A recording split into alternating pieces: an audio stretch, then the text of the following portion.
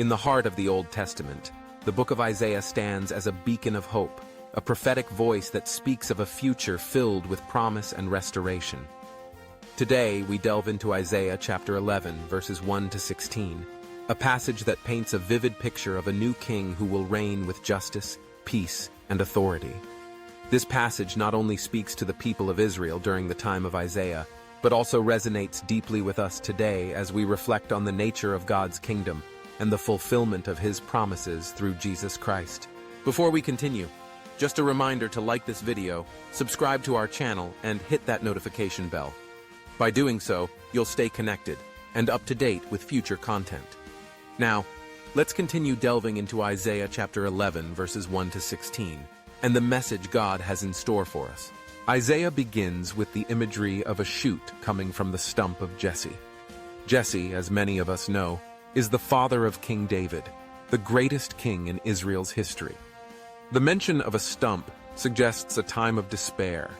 It symbolizes the apparent end of the Davidic line, a lineage that had once flourished but now seems to be withering away. Yet from this stump, a new life emerges, a shoot that signifies hope and renewal. This new king, who is the fulfillment of God's promise, is not just a mere descendant of David. He is the Spirit-anointed leader who will restore God's people. As we reflect on this, we can turn to Romans chapter 1, verses 1 to 4, where Paul reaffirms the significance of Jesus as the Son of David. He is the promised Messiah, the one who embodies the hopes of the prophets. In Luke chapter 1, verses 31 to 33, the angel Gabriel announces to Mary that her child will reign over the house of Jacob forever, and his kingdom will have no end. This is the king Isaiah foretold, and his reign is characterized by the fullness of God's Spirit, which empowers him to lead with authority and grace. Isaiah goes on to describe the reign of this king in Isaiah chapter 11, verses 3 to 9, offering a picture that is both beautiful and comprehensive. First and foremost, his reign will be marked by justice. Unlike earthly rulers who often judge based on limited understanding or personal bias, God's king will judge righteously. He will discern the thoughts and intentions of the heart, bringing forth justice for the oppressed and ensuring that the weak are defended. This is a profound reminder of the kind of leadership that we should seek, not just in our political systems, but also in our communities and churches. We are called to embody this justice in our interactions with one another. Next, Isaiah presents a vision of peace that transcends our understanding. In Isaiah chapter 11, verses 6 to 9, he describes a world where predators and prey coexist harmoniously. The wolf will dwell with the lamb, and the leopard will lie down with the goat. This imagery evokes the Garden of Eden, a state of creation where there was no fear, no violence, only perfect peace and harmony. It reminds us that God's ultimate plan is not only to redeem humanity, but also to restore all of creation. Romans chapter 8, verses 19 to 21 echoes this sentiment, illustrating that creation itself longs for redemption and restoration. As we pause here, it's important to recognize that Jesus reigns now through His Word and the Church. While His reign is not yet fully realized in the world around us, it is a real and present reality in the hearts of believers. We experience glimpses of His kingdom through acts of justice, love, and service.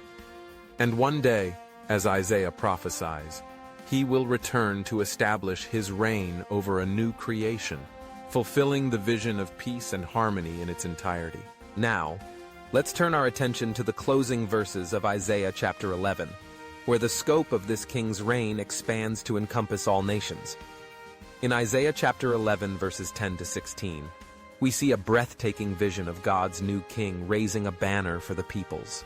This banner symbolizes the gospel of Jesus Christ, a call to all nations to rally together under His leadership.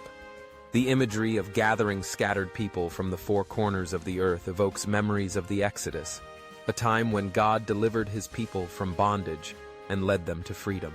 This is a powerful reminder that the gospel is not confined to a single group or nation. It is for everyone.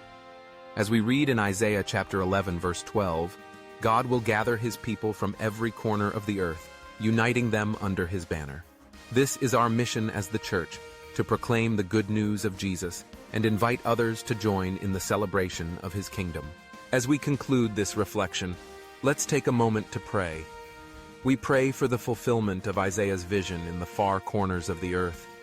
We lift up missionaries who are serving in various nations, sharing the love and hope of Christ with those who have yet to hear. May the banner of the gospel be raised high, drawing people from every tribe, tongue, and nation into the embrace of God's kingdom. In this world filled with uncertainty and division, let us hold fast to the hope we have in Christ, the shoot from the stump of Jesse. Let us be agents of his justice and peace, reflecting his light in a world that desperately needs it. And let us eagerly anticipate the day when his reign will be fully realized, when every knee will bow and every tongue will confess that Jesus Christ is Lord. Amen. If this message resonates with you, take a moment to praise our Lord. Type, "Praise Yeshua," in the comments as a declaration of praise to our Savior, who, in his infinite love and mercy, has provided us with a way out of sin and lighting our path to redemption. Let's give glory to our Creator for his unwavering grace and faithfulness.